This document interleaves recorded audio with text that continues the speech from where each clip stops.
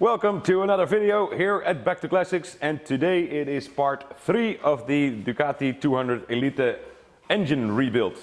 And as you can see, we have prepared all the little parts that are needed for this rebuild. We have given you a short update a while ago when we discussed some of the issues that we found when we disassembled the engine and how that got repaired. And today we are finally there to start the final assembly of this engine. It goes back together and become one unit again after some time. So for today I would like to discuss some things that we have done, how we have prepared the whole lot and all the parts that are needed, and then we're going to start with the assembly itself. So let's dive into a little bit of the details first.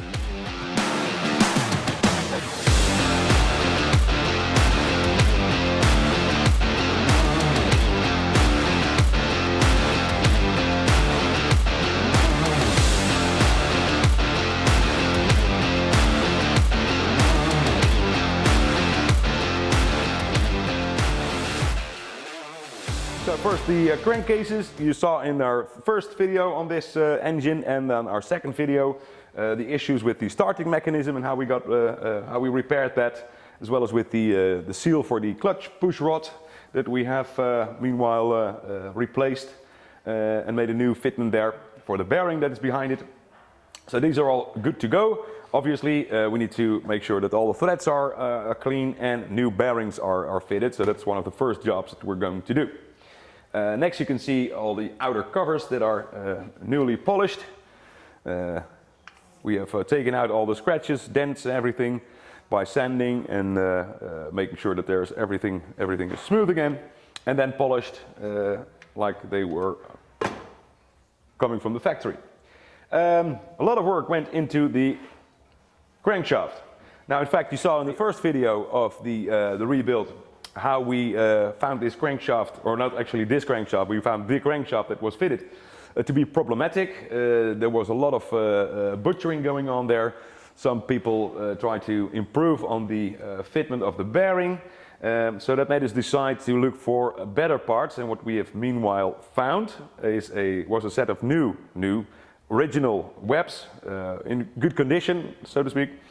We cleaned it up all together, and it came out really nicely. And then what we had in stock was a conrod with a new bearing in place there. So that is what we have used to fit it all together, and it aligns perfectly. So what we have here is a beautiful 200cc crankshaft that we're going to fit. So that's finished, can easily be fitted to the cases. Meanwhile, also in our first video you saw the damage. Here's the gear again. The damage on the starter mechanism. This is completely worn. At that time we mentioned a possibility to 3D model this part and make new ones. But there is a sort of a debate going on internally here as to we should perceive that. Because the market is pretty small for these parts, and there are a lot of versions. There are a lot of different versions, different sizes. So we actually would need a lot of development in order to do that. And like I said, the market is very limited. And in some cases, like in this one, we are able to find better quality used parts on the market, as we did here as well. So we're actually going to replace this gear with this one that is in a much better state. And will probably have a consequence that it will start the way it should. So that is also sorted, again with the damage to the cases sorted as well. Nothing to worry in the gearbox, as we found out earlier on. Good quality parts which we can use for the rebuild. And then we can move on to the cylinder head. Again, here were some issues here. You saw in the first video that we found with the combustion chamber. We hope to show you more in a close-up detail how we were able to sort all these little problems out, up to some very minor scratches that are still in here, but there's nothing to worry about. We fitted new valves new valve seats, new valve guides. We sorted out the spark plug hole and the thread there. So this is all 100% and good to go. Beautiful cylinder head. Much better than it was when it was disassembled a few months ago. So that's also ready. We were also able to find a set of correct rockers with the screw adjustment instead of the fixed adjustment with the valve shims. This is correct for a 200 Elite of this year. So these are also beautiful condition. So these are what we're going to fit. And then last but not least, we also worked on the carburetor, which was repainted, original carburetor, internal parts here. So this is going to be put together as well to finalize the rebuild. So nothing left indeed to start working on this engine. So we got everything prepared for the next step, which is to place the bearings. As you can see, the crankcases have been cleaned out after blasting, of course, to make sure that there's absolutely no sand in there. All the threads have been cleaned out, and it's now good to receive the new bearings that you see there, as well as the newly made crankshaft and the gearbox as well. That's a later step. First, these are going to be placed in the oven that we have here to warm up, so the bearings can easily be placed.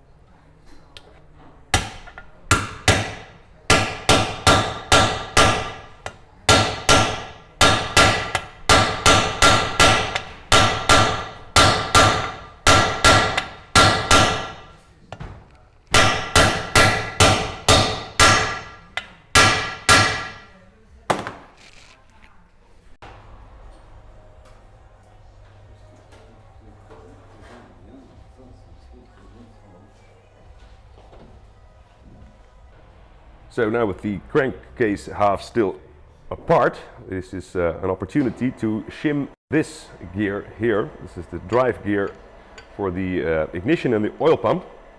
And especially through the oil pump, it has to attach to this output shaft here on the oil pump. And with everything bolted together, there's no way, or no easy way, to see the clearance on this gear in this direction. So we're now going to bolt it together and see if we can shim this the way it should be. So after I put it together initially, with the gasket in place obviously, and the gasket behind the oil pump as well, so this is all the way it's going to be mounted in the end. And then I've measured a clearance on this side of 1 millimeter. So that's why we're going to use a 1mm shim and see if we can get that going. Hard to get on camera, but actually I'm very pleased with how that ended up. And that gear there that you see down on the crankshaft, although the crankshaft is not in place yet, that is aligned perfectly with the oil pump and has very minimal lateral play. So that's another job done. So we assembled the gearbox, just preliminary, see if we get a good result here. And now it's time to first make sure that the gearbox is functioning well. That means closing the crankcases for the first time to see what we get as a result.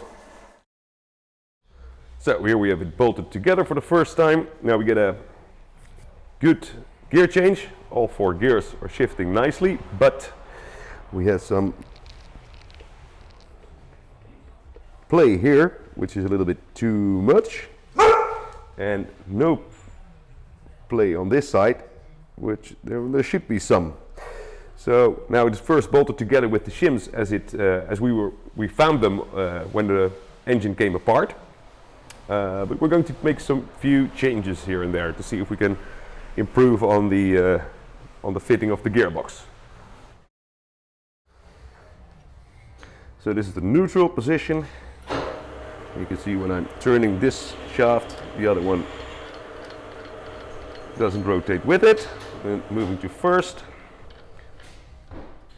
There it is, first gear. Moving together the shafts. Back to neutral.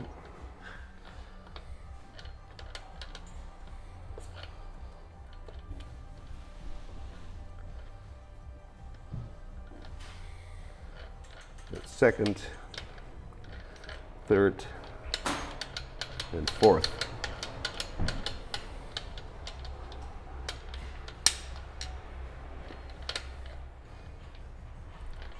Back to neutral. So, gearbox now all done. Now move our attention to the crankshaft. See how that fits inside this crankcase.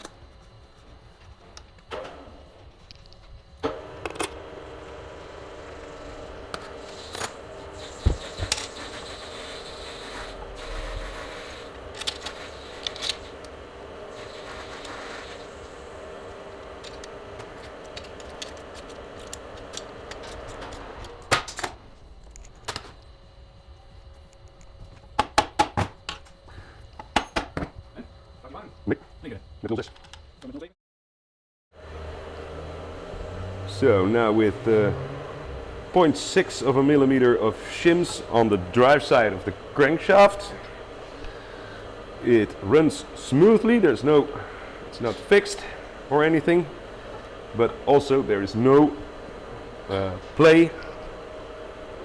I cannot move it at all. Really tried hard.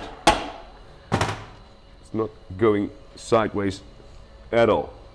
So that concludes shimming the crankshaft in place. And we can now move on to closing the bottom half of this engine.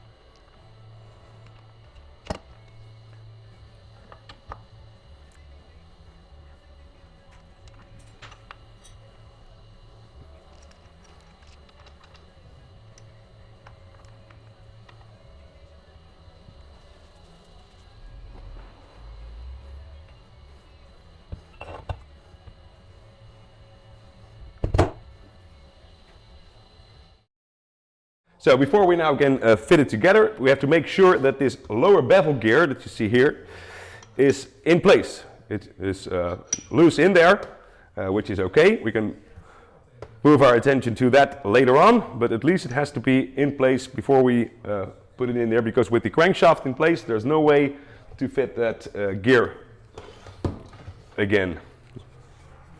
So here we go.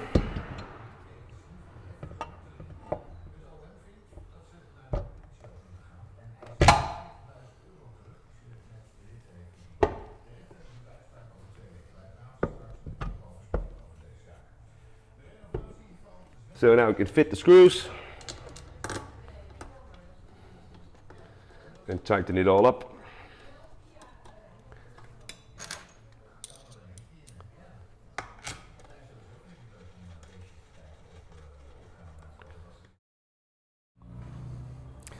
So another issue we found with the rebuild was the lower distribution, the lower bevel gear that is fitted here. And well, it might go into a little bit of nerdiness when it comes to the Elite engines.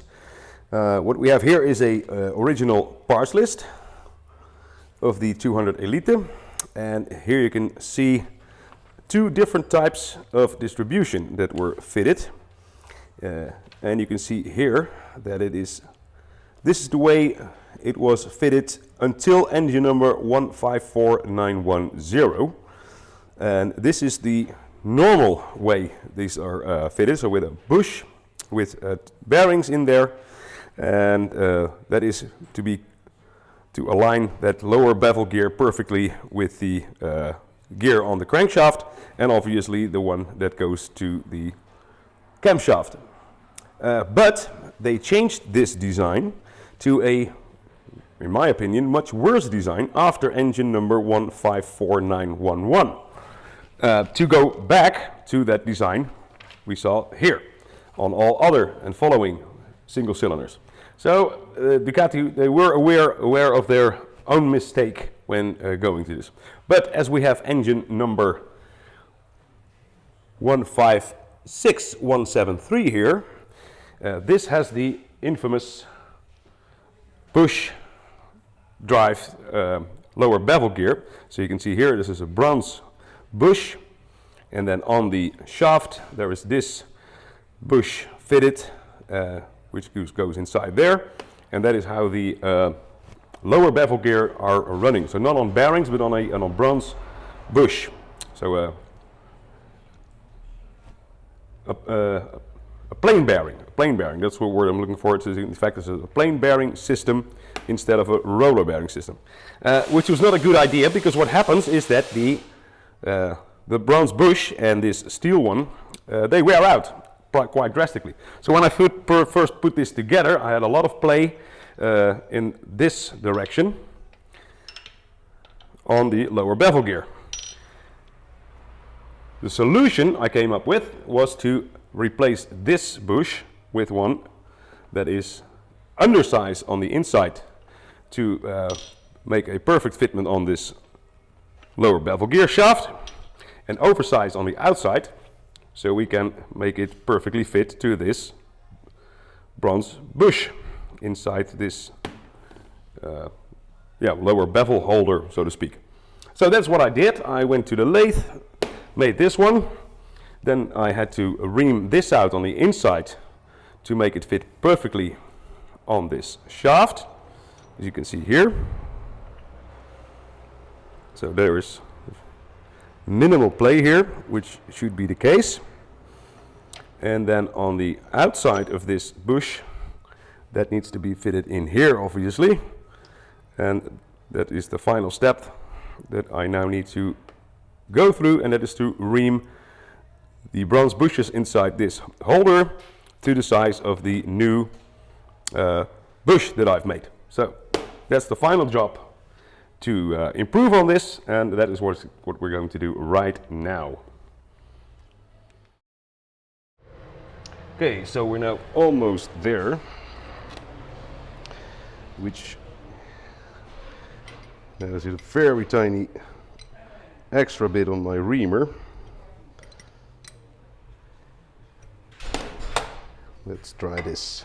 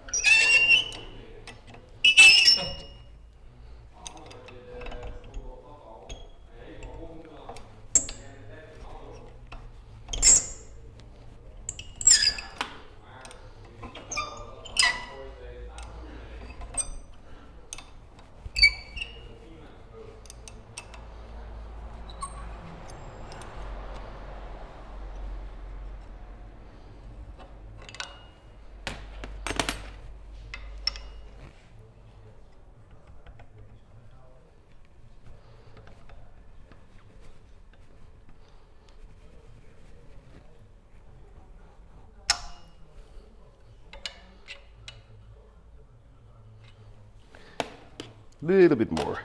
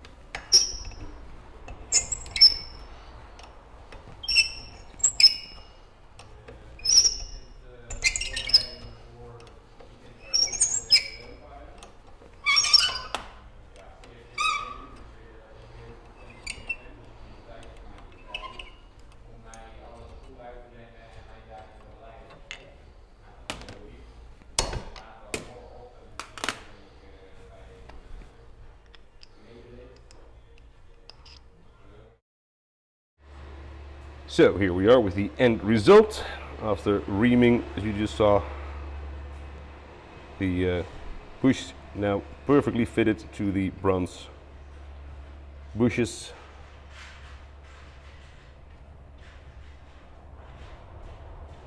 That is how we like it.